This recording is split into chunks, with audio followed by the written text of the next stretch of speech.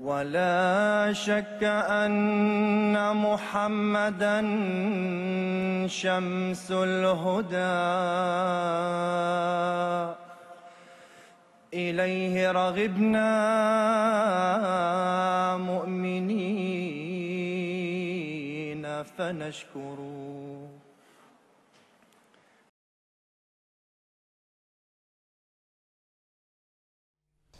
Chers téléspectateurs du monde francophone, Assalamu alaikum wa rahmatullahi wa barakatuhu. Vous nous retrouvez pour votre rendez-vous hebdomadaire Horizon d'Islam. N'hésitez pas à nous adresser l'ensemble de vos questions que nous recevons et que nous traitons au fur et à mesure, horizon avec un s@mta.tv. Vous pouvez également consulter notre site internet www.islam-ahmadiyya.org. Vous y retrouverez plein d'articles, toutes les références qu'on y fait y sont également mentionnées et tous les ouvrages dont nous parlons et dont nous allons parler très spécifiquement dans cette émission, ils sont également disponibles et téléchargeables. Concernant la précédente émission, on avait commencé à parler du 4e calife, Hazrat Mirza Tahir Ahmad, et on avait présenté un peu sa vie avant son califat et après son califat, et on en était arrivé à cette période où il y avait une nécessité d'émigrer en Angleterre en raison des persécutions. Aujourd'hui, on va poursuivre dans cette même présentation biographique du 4e calife de l'Ahmadiyya. Et pour ce faire, j'ai deux invités avec moi. Tout d'abord, Ataoul Qayyum Jumoun Sahib, assalamu alaikum. Et Abdul Ghani Jahangir Sahib, assalamu alaikum. Wa alaikum assalam. Alors, je pense que, et je parle sous le contrôle de mes deux invités, peut-être que le mieux serait de diffuser d'abord un petit clip vidéo, puisqu'on va traiter beaucoup plus de la MTA aujourd'hui. Peut-être que le mieux, ce serait de diffuser ce clip MTA et puis après, on passe à la discussion en fait sur le sujet. Donc, on demande le clip. Le 24 mars 1989 était un jour spécial. C'était le premier vendredi après le centenaire de la communauté et sa sainteté le calife a prononcé son sermon du vendredi. आज जो आप मेरे साथ खुतबा जुमा पढ़ रहे हैं, खुतबा सुन रहे हैं या जुमा पढ़ रहे हैं, आपको मैं ये इत्तला खुशकुन इत्तला भी देता हूँ कि इस वक्त इस आवाज़ को मॉरिशस के अहमदी भी सुन रहे हैं और जर्मनी के अहमदी भी सुन रहे हैं। ये वो सदी का पहला खुतबा है जिसको आसमानी रस्लो रसाइल के ज़रिए से, जिसको सैटेलाइट हुकअप कहते हैं, सबसे पहले मॉरिशस की जमात ने सुनने का इंतज़ाम किया और अब मुझे इत्तला मिली है कि जर्मनी की जमात ने भी इस खुतबे को बराह रास्त सुनने का इंतज़ाम किया हुआ है। Ceci a jeté les bases pour une nouvelle forme de communication et le 31 janvier 1992, on a atteint une nouvelle étape dans ce domaine. आज का दिन अहमदियत की तारीख़ में एक बहुत ही मुबारक दिन है। ये जुमा जमात की दूसरी सदी की तारीख़ के आगाज़ में एक बहुत ही अजीम संग मील नस्ब कर रहा है और जमात को जमा होने के एक नए दौर में दाखिल कर रहा है। बनी नौ इंसान की तारीख़ में पहली मरतबा हज़रत मसीह मऊद अलैहिस्सलाम के इस आजिज़ ग़ुलाम और खलीफतुल मसीह को ये तौफ़ीक़ मिली है कि ऐसा खुतबा दे रहा है, ऐसा जुमा पढ़ा रहा है जो एक बहुत ही ताकतवर बर्र आज़म के एक किनारे से दूसरे किनारे तक सौती लिहाज से भी पहुँच रहा है और तस्वीरी लिहाज से भी पहुँच रहा है। La vision du calife de mener la communauté vers de nouveaux sommets a pris la forme d'une chaîne de télévision qui allait lier la communauté à leur leader bien-aimé. Au début, son sermon n'était diffusé qu'en Europe, mais à partir du 21 août 1992, son sermon a été transmis sur les 4 continents. Grâce aux bénédictions de ce nouveau support, les distances avaient disparu et la communauté s'est réunie sous la main du calife à la conférence annuelle en 1993. आज जो वाक़या आप देखने वाले हैं, मैंने पहले भी कहा था कि जब से ज़मीन और आसमान बने हैं कभी किसी आँख ने ये बात नहीं देखी कि बैक वक्त दुनिया के तमाम बड़े आज़मों से बकसरत ममालिक और कौमें मुख्तलिफ ज़ुबानों में एक शख्स के हाथ पर बैत कर रहे हों और वो शख्स हज़रत अक़दस मोहम्मद मुस्तफ़ा सल्लल्लाहु अलैहि वसल्लम के एक ग़ुलाम का अदना ग़ुलाम हो। आज मैं आपसे अहद बैत लेता हूँ, हाथ बढ़ाइए।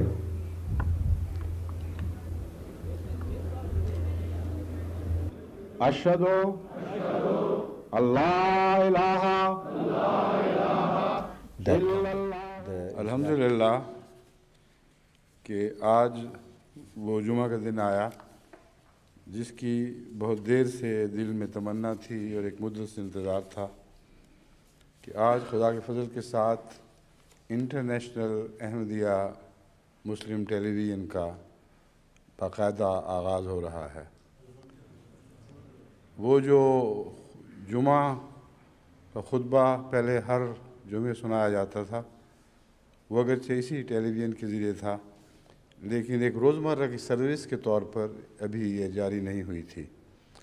बस अल्हम्दुलिल्लाह कि जो खुशखबरी मैंने मॉरिशस की सरज़मीन से दी थी, आज इंग्लिस्तान की सरज़मीन से ये ऐलान करने की तौफ़ीक़ मिल रही है कि आज से बाकायदा मुस्लिम टेलीविज़न अहमदिया की रोज़ाना सर्विस का आगाज़ हो चुका है। Feu le quatrième calife s'occupait personnellement de l'administration et du fonctionnement de la MTA. La chaîne a connu un progrès fulgurant sous sa direction. Et le 1er avril 1996, elle a commencé à transmettre 24 heures sur 24 dans le monde entier. Le calife en personne a lancé de nouvelles émissions et a participé dans de nombreuses autres, dont des conférences, des sermons, des sessions de questions et de réponses, des sessions d'études du Saint-Coran et d'homéopathie. Il aimait les enfants et s'asseyait avec eux et leur racontait des histoires tout en leur enseignant d'importantes leçons de la vie.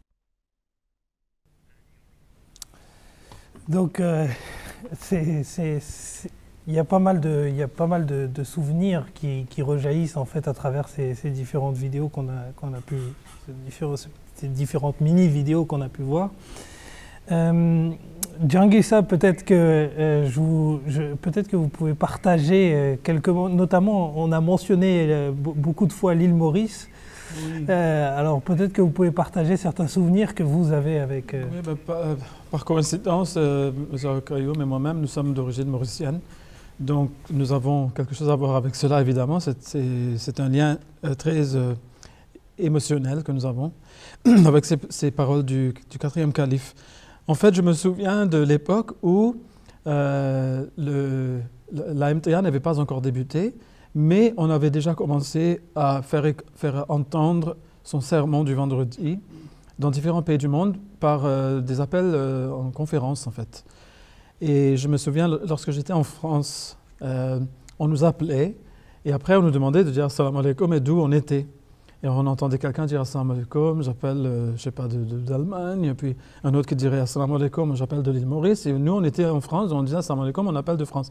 Et après, nous écoutions tous le calife par téléphone. Mais l'idée, en fait, était née un petit peu à l'île Maurice aussi, en même temps que ça se formulait dans l'esprit du quatrième calife. Et lorsqu'ils ont fait la proposition au calife que pourquoi est-ce qu'on n'aurait pas donc un système de faire entendre la voix partout dans le monde, le calife alors de dire que, écoutez, nous allons en faire un grand saut, on va sortir du monde des papiers et des cassettes audio, etc. Et nous allons monter sur les satellites. Nous allons créer une chaîne de télévision satellisée. Et là, c'était vraiment la première fois dans l'islam qu'on a vu une telle chose. Et cela devait revenir à l'imam Mahdi alayhi salam. Parce qu'il y a des prophéties, par exemple, même notamment chez les chiites, dans le livre très connu, l'ouvrage de l'imam Jafar Sadiq, qui est l'un des descendants du prophète Mohammed sallallahu alayhi wa sallam, qui s'appelle Bihar al-Anwar, dans le volume 52, vous allez voir qu'il a fait une prophétie. Il a dit que lorsque viendra le Qa'im, c'est-à-dire l'imam Mahdi alayhi salam, dans tous les coins du monde, tout le monde entendra sa voix. Dans tous les coins du monde, il a utilisé ces paroles. Et c'est intense quand on voit que sur la MTA, c'est exactement le message qui est donné, la révélation qu'Allah subhanahu wa ta'ala avait faite à l'imam Mahdi alayhi salam, je propagerai ton message jusqu'au coin de la terre. Et vraiment, lorsque MTA a commencé à émettre, ça a commencé à émettre sur une grosse partie du globe terrestre, mais très bientôt, on a vu que c'était le monde entier qui était couvert, y compris les petites îles comme on a dû faire, faire des plans très particuliers, spéciaux pour les îles comme l'île Maurice, qui étaient un peu éloignées donc d'un continent quelconque. Mais encore pire, c'était les îles Fidji. Parce que là, c'est au beau milieu de l'océan Pacifique. Ils ne sont pas à côté d'aucun continent. Et donc, ils ne sont pas balayés par aucun satellite. Et donc, il a fallu qu'on trouve des moyens pour les atteindre. Mais maintenant, toutes ces îles sont aussi couvertes par les émissions qui sont en clair. Hein. Donc, rien n'est, comment dire... Non, je veux dire, ce n'est pas en crypté. D'accord. Oui, c'est en clair. Donc, tout le monde peut regarder gratuitement. On n'a pas besoin de s'abonner à MTA, on peut regarder si on a l'antenne. D'ailleurs, je crois que c'est le 5e calife qui disait récemment dans un de ses discours ou d'une présentation sur la MTA, il disait que justement la MTA est une des chaînes qui n'a pas besoin de faire de publicité pour fonctionner. Oui. Il n'y a pas besoin de faire, comme vous dites, si on reprend votre analyse sur la partie cryptée ou pas, c'est une chaîne qui est ouverte à tous. Mais la chose que je voulais rajouter ici, c'est que comme je l'ai dit, c'est vraiment bizarre, n'est-ce pas?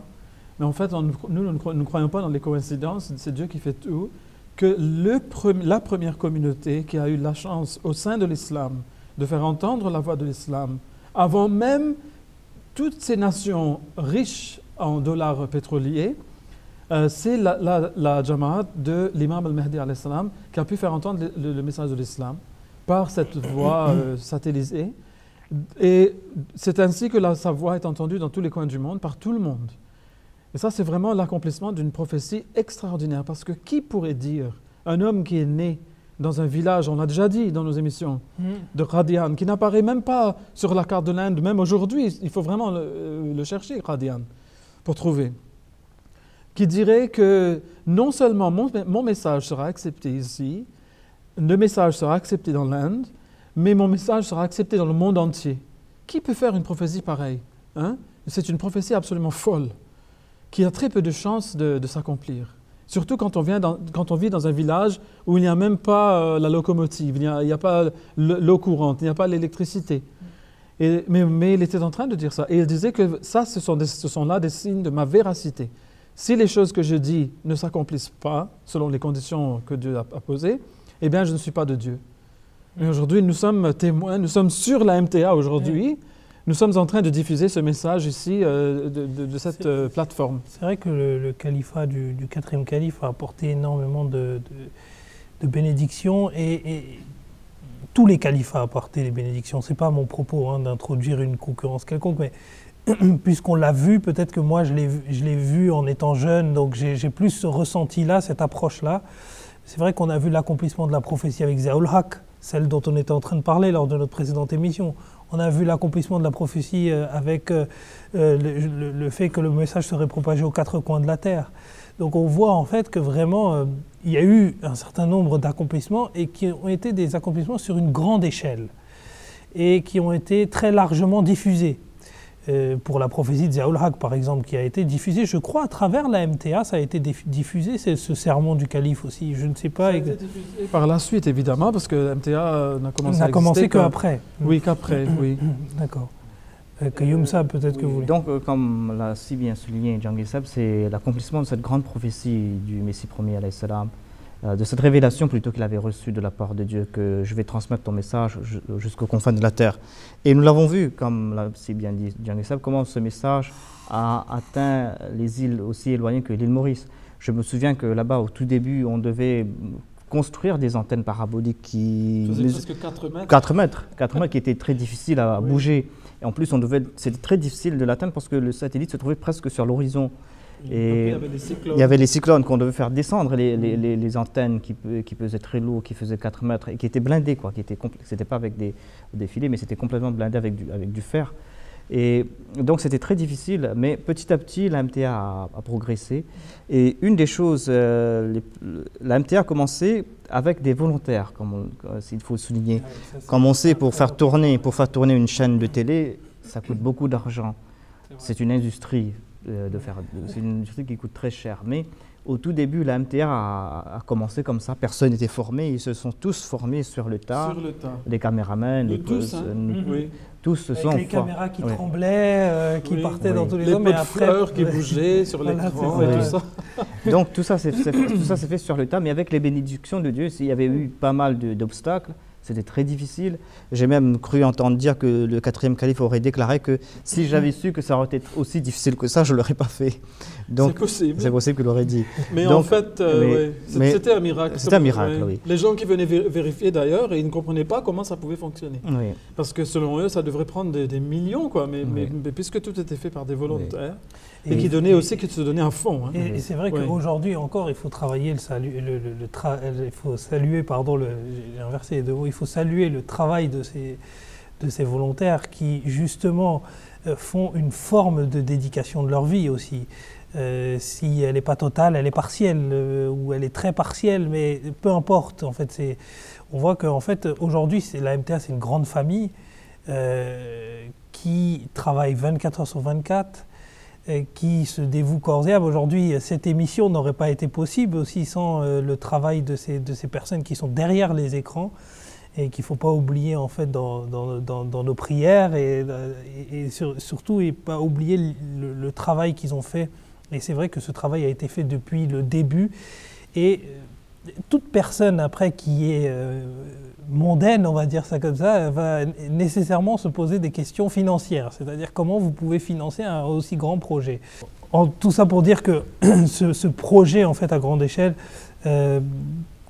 coûtait de l'argent et que malgré ça il y a eu des volontaires, il y en a toujours aujourd'hui et de plus en plus en fait, et c'est ce travail-là que je voulais particulièrement saluer.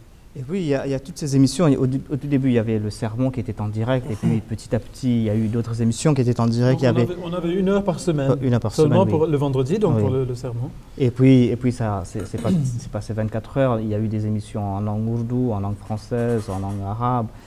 Et il y a quelque chose qui est très intéressant qu'il y a avec le 4e calife.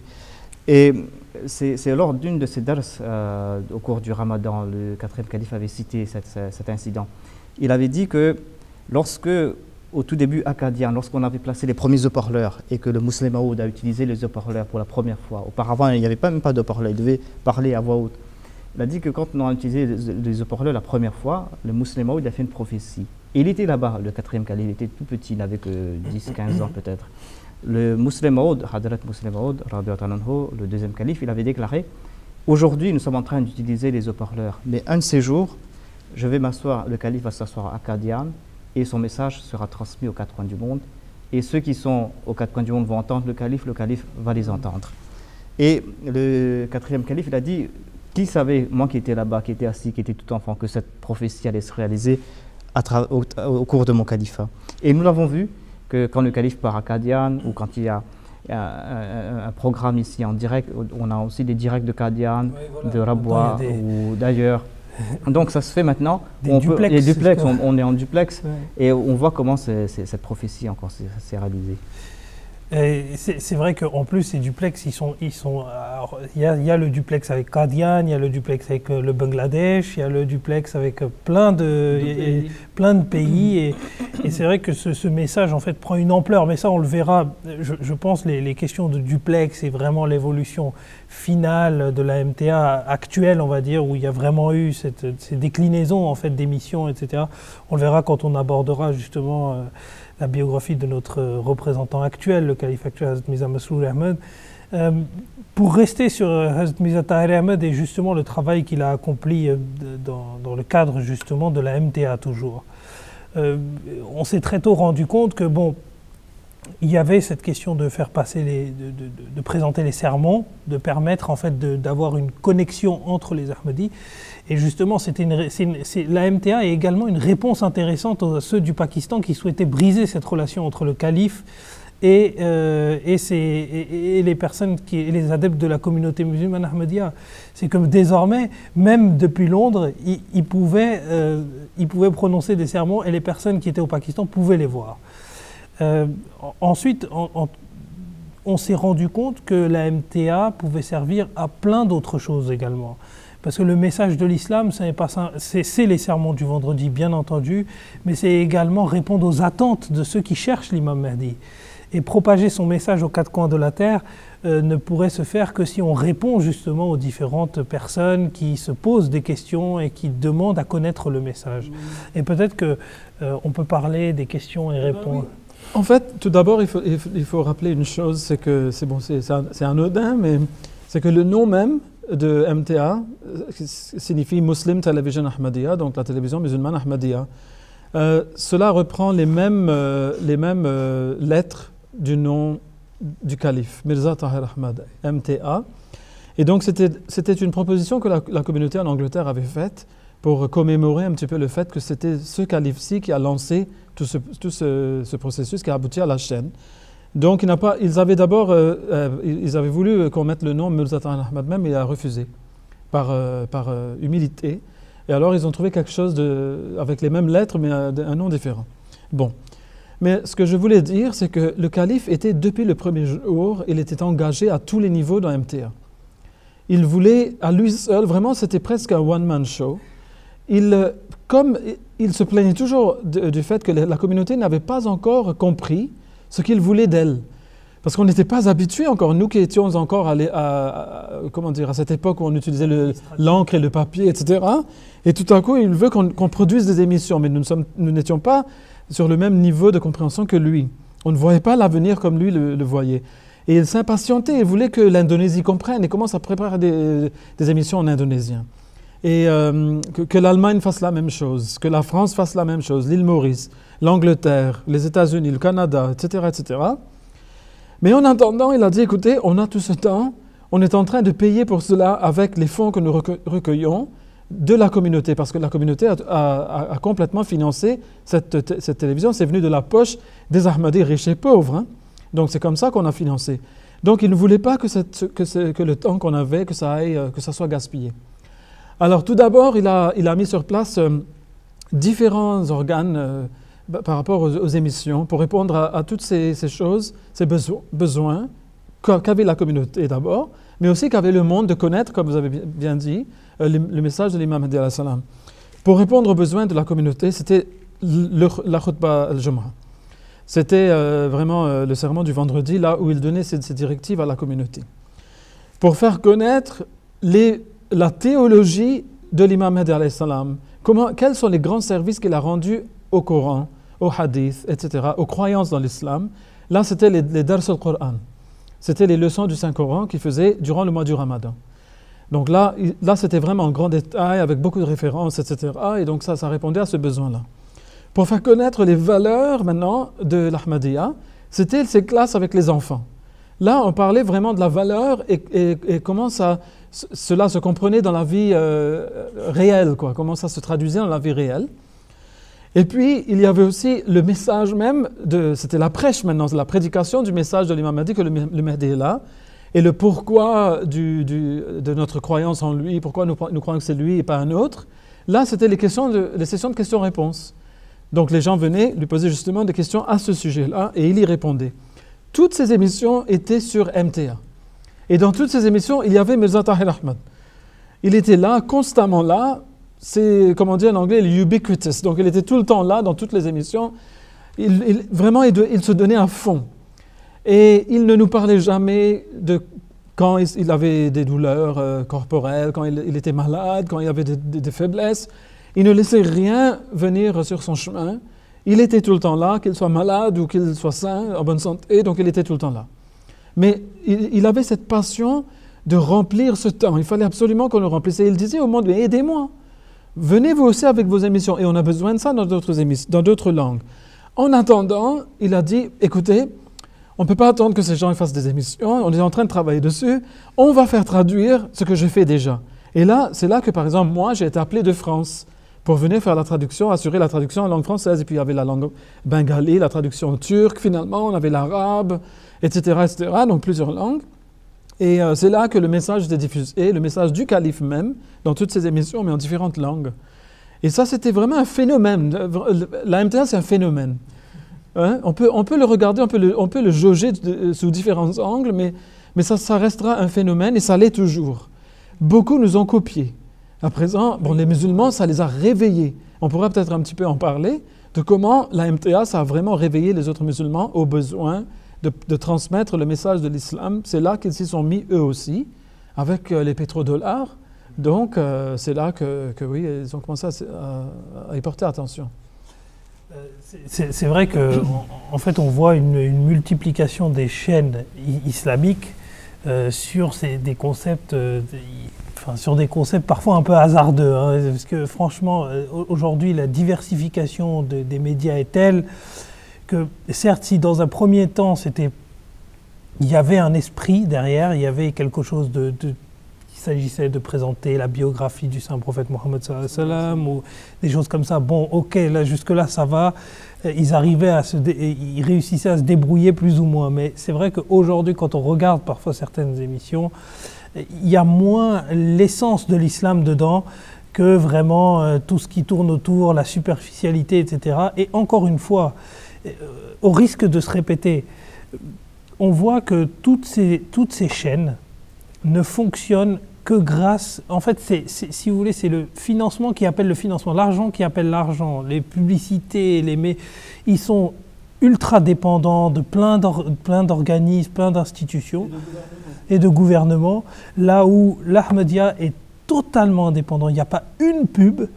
Si on peut considérer, alors il y a parfois des petites coupures entre deux émissions, mais on passe des hadiths, ou on passe des poèmes, c'est jamais, tout le temps est optimisé à 200%, on pourrait même dire ça comme ça.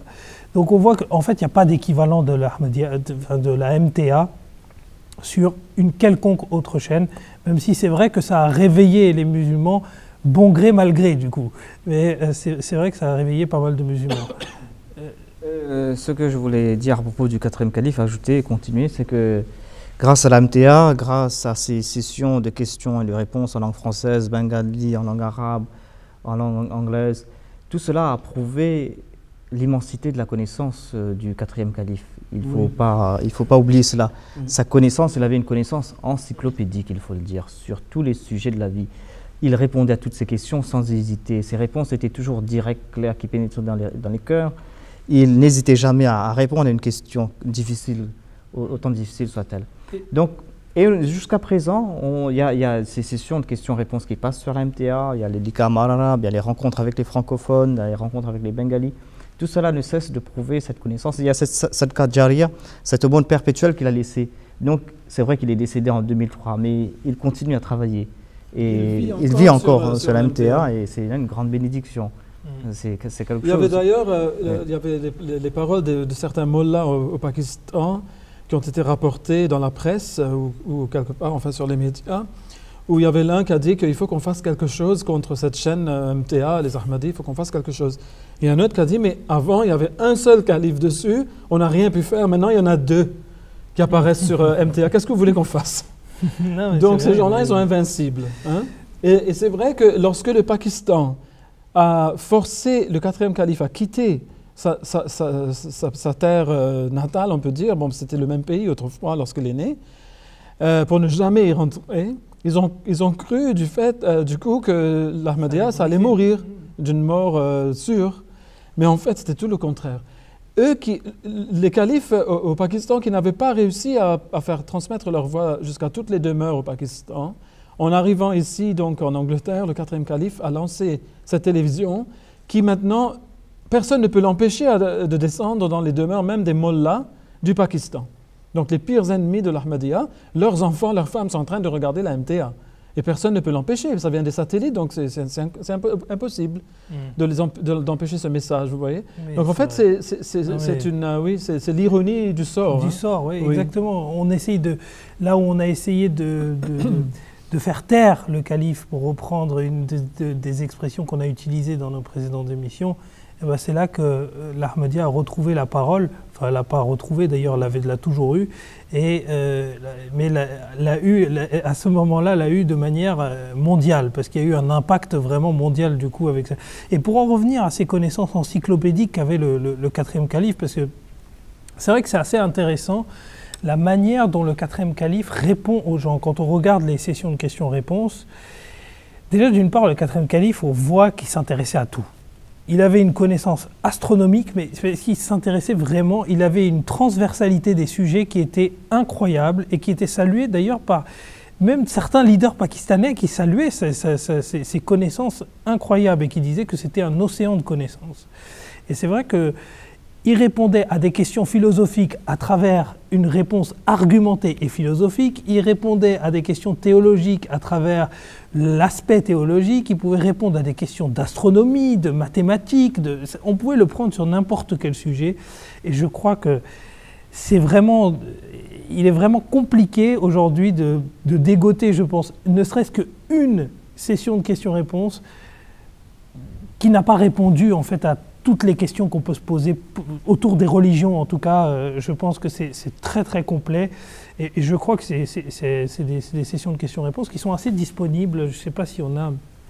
En tout cas, il faut se rapprocher de il faut aussi qu'on rappelle l'ampleur, l'étendue de ces émissions. Quand on parle l'Iqama à l'arabe, déjà là, vous avez plus de 400 émissions, dans lesquelles, presque toutes, desquelles il s'est assis personnellement. Quand on parle de la rencontre avec les francophones, il y en a plus de 200.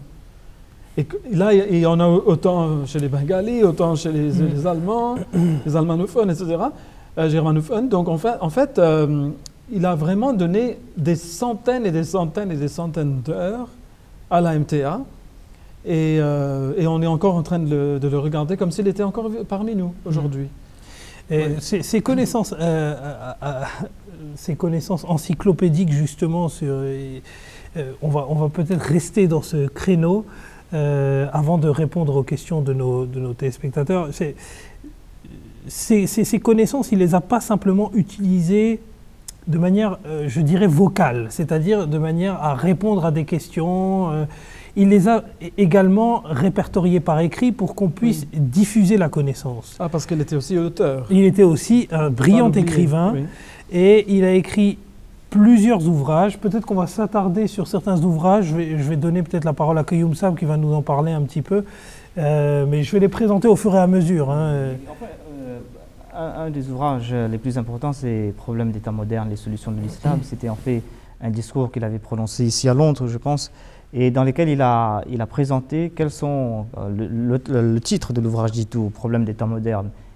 Quels sont les problèmes d'État moderne et quelles sont les solutions que présente l'islam, c'est-à-dire comment établir la paix au sein de la société, comment établir la paix au sein de la famille, comment établir la paix économique.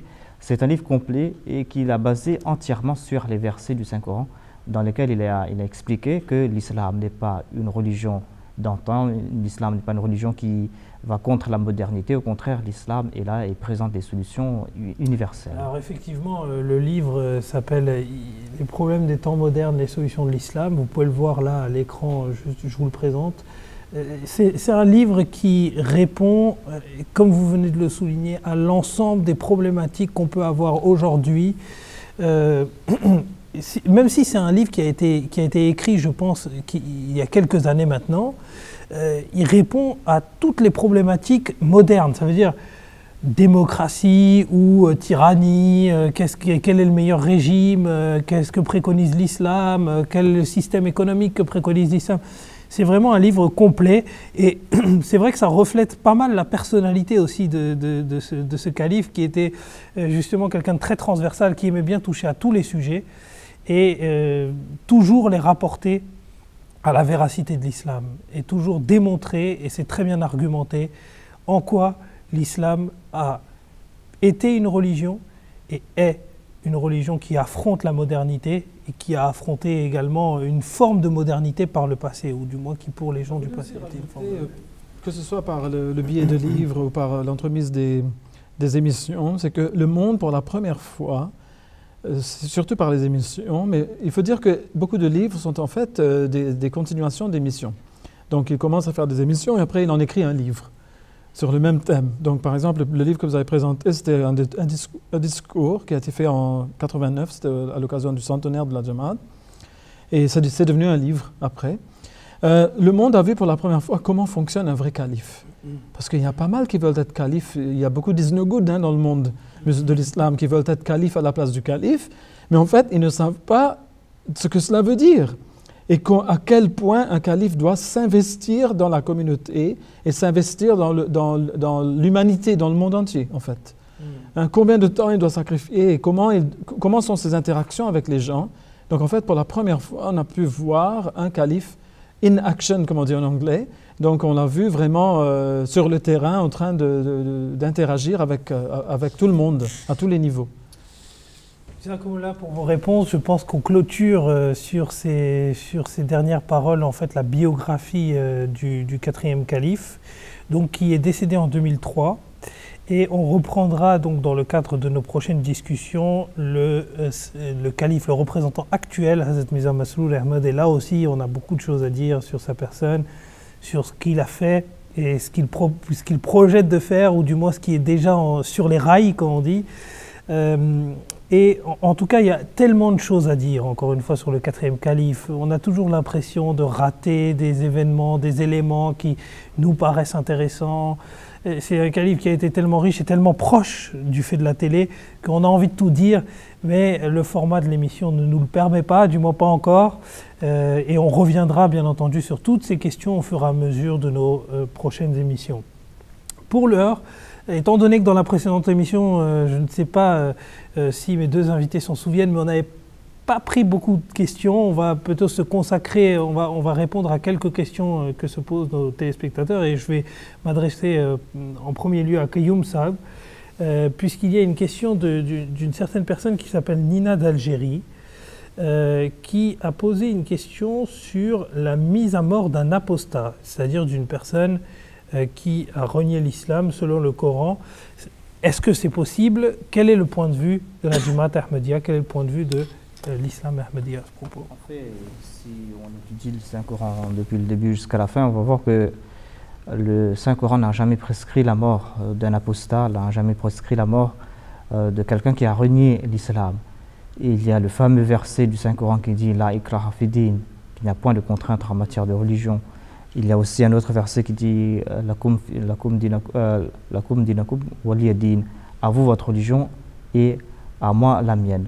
Donc il n'y a pas vraiment de verset, il n'y a pas du tout de verset qui prescrit la mort d'un apostat. Au contraire, il y a plusieurs versets dans lesquels on trouve mention des gens qui ont accepté et qui ensuite ont mécru, qui ont abandonné la foi. Mais on voit encore que le Coran ne prescrit pas de châtiment.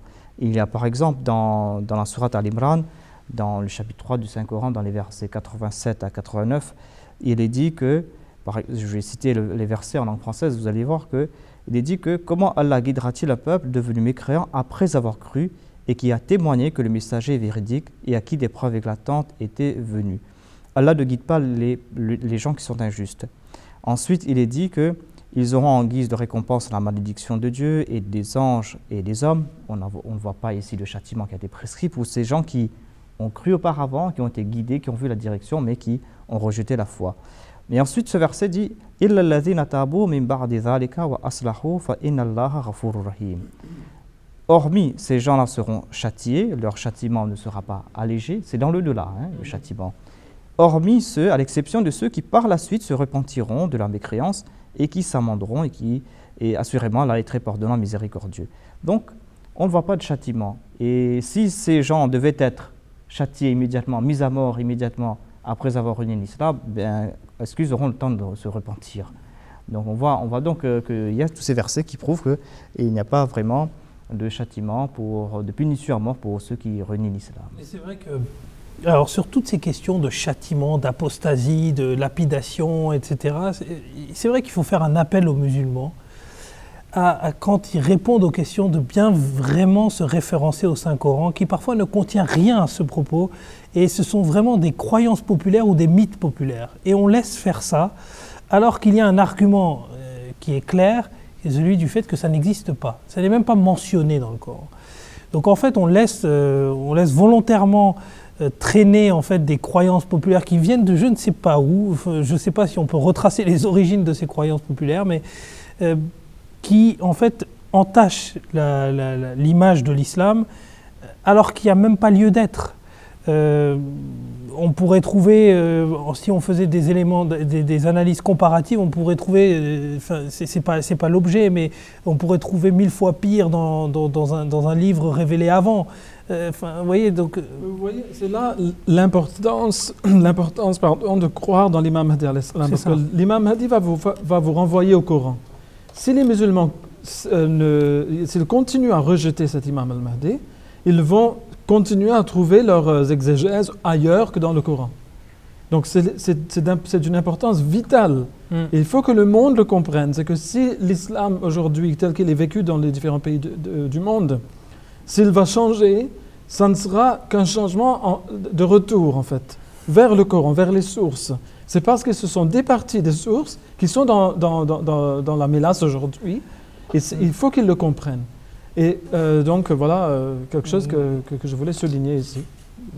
Là, je vais passer, justement, je vais rester sur vous pour la deuxième question qui nous a été transmise par Ahmed Hadj. Alors, je tiens à le souligner parce que c'est en objet de la question qui nous a été adressée. Il souhaite obtenir une réponse au public. Alors, peut-être il serait important de le dire, c'est que la communauté musulmane ahmadiyya, quand elle répond, je pense qu'elle répond au public tout le temps. Hein. Il n'y a pas besoin de spécifiquement le demander.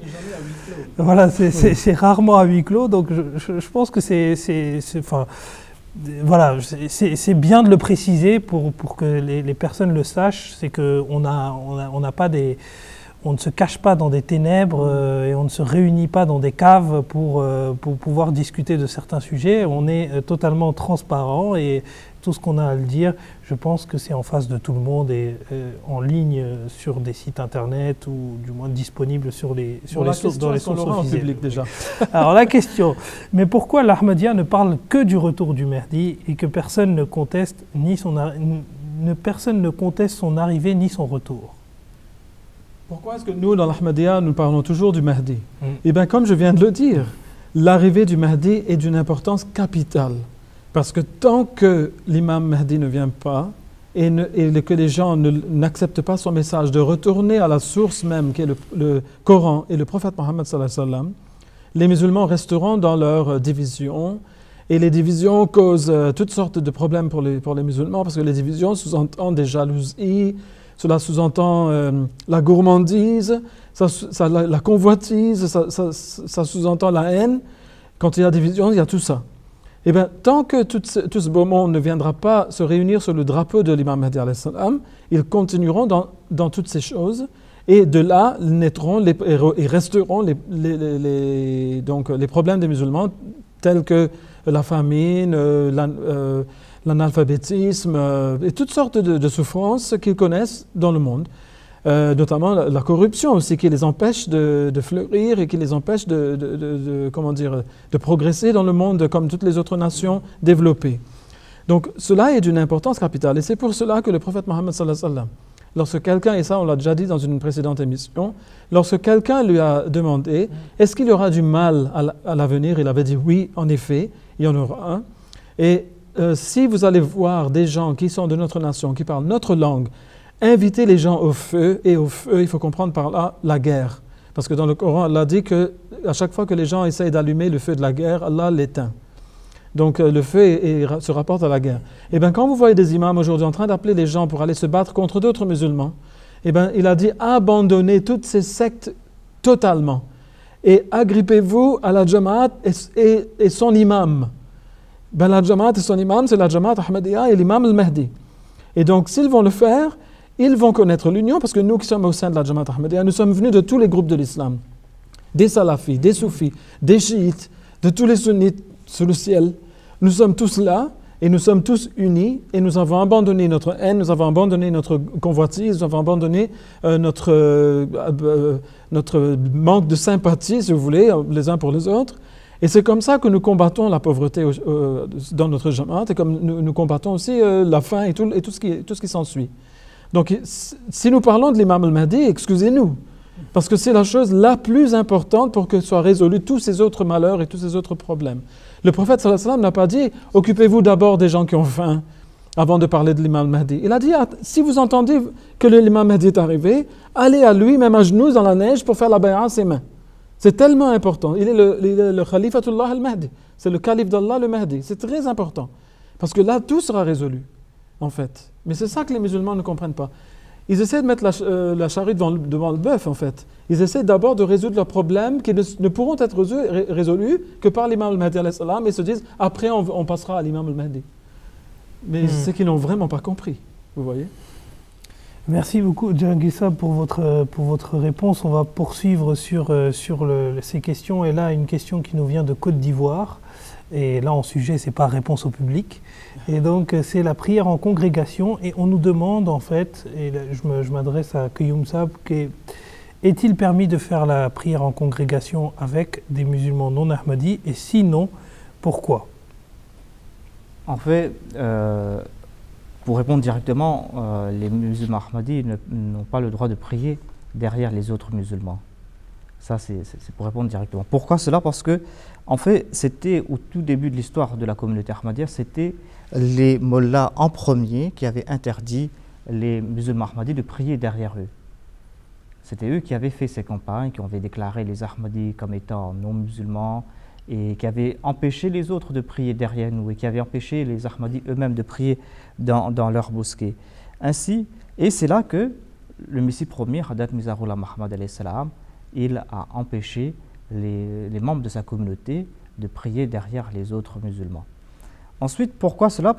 Tout simplement parce que nous acceptons, comme nous venons de le souligner, l'imam al-Mahdi, l'imam qui a été envoyé par Dieu, délégué par Dieu. Et comment donc prier derrière quelqu'un qui est en train de rejeter celui qui a été envoyé par Dieu, qui est en train de le traiter de tous les noms? Donc, si un imam temporaire qui a été choisi sur ce monde a rejeté l'imam al-Mahdi, nous ne pouvons pas prier derrière lui. Comment se fait-il? Si par exemple, on peut renvoyer l'ascenseur si vous voulez, ou renverser la vapeur, si par exemple l'imam al-Mahdi est venu, les autres musulmans, un autre musulman l'a accepté, et nous le traitons de tous les noms, est-ce qu'ils vont prier derrière nous? Certainement non. Oui. Donc c'est ça, en bref, pourquoi, les raisons pour lesquelles on ne prie pas derrière les autres musulmans. Et je pense que ça répond aussi à une question qui est assez souvent posée sur Sazafullah Khan, vous savez pourquoi il n'a pas lu la prière derrière le fondateur du Pakistan lors de son décès. Je pense que les raisons qui valent, les raisons que vous avez données pour l'une de ces catégories valent pour l'autre. Il y a une exception. Oui. Et l'exception a été donnée étrangement par le 4e calife lui-même, parce qu'on parle de lui aujourd'hui. Bien sûr. Il a dit que si un imam fait une déclaration publique dans sa mosquée que je suis en train d'étudier les revendications de Mizarullah Muhammad en tant qu'imam Mahdi pour voir s'il est vraiment l'imam Mahdi ou non. Et que je vais l'étudier, disons, pour une période de 2 semaines ou 1 mois. Durant toute cette période, les Ahmadis auront le droit de prier derrière lui. Parce qu'il n'est pas en train de rejeter l'imam, il est en train de l'étudier. Il n'est pas dans le déni. Mais il faut qu'il accepte de faire cette déclaration publique et qu'il dise que lorsque je me serai décidé, je vais annoncer ma décision publiquement. Alors le calife a dit pour les Ahmadis, dans une telle situation, on gagne à tous les coups. Parce qu'il faut qu'on sache est-ce qu'on peut prier derrière lui ou non. Tant qu'il étudie les revendications de l'imam Mahdi et qu'il a fait la déclaration publique, on peut prier derrière lui sans problème. S'il s'avère être de ceux qui vont le rejeter par la suite, il va en faire la déclaration, l'affaire se termine pour nous, on ne prie plus derrière lui. Donc tout est clair. Si par contre il dit que en effet, je crois qu'il est vrai, on peut continuer à prier derrière lui, et aussi, du coup, des gens dans sa mosquée vont peut-être aussi le suivre. Donc ça sera avantageux pour ces gens-là aussi. Donc c'est bien que lorsqu'un Ahmadi va dans un endroit où il n'y a pas de mosquée Ahmadi, par exemple, qu'il aille rencontrer l'imam de cet endroit-là, et qu'il lui explique que voilà l'imam Mahdi est là, voilà des livres qui contiennent ces revendications. Est-ce que vous serez prêt à faire une telle déclaration et à étudier ces revendications? S'il dit non, eh bien, l'affaire se termine là. Et s'il dit oui et fait la déclaration, l'affaire va s'en suivre, comme je l'ai dit, et ça, je l'ai entendu du 4e calife, en fait. Ok, Jazakallah pour cette précision. Et Jazakallah à tous les deux, en fait, pour vos réponses aux questions. Notre émission s'achève ici. On a discuté aujourd'hui du 4e calife, on a conclu fiche biographique, si on peut dire ça comme ça. On discutera lors de nos prochaines émissions du 5e calife, qui est le représentant actuel de notre communauté, comme on l'a indiqué lors de notre émission, qui est Hazrat Mirza Masroor Ahmad. Donc d'ici à la prochaine fois, assalamu alaikum wa rahmatullahi wa barakatuh. ولا شك أن محمدا شمس الهدى إليه رغبنا مؤمنين فنشكر له درجات فوق كل مدارج له لمعات لا يليها تصور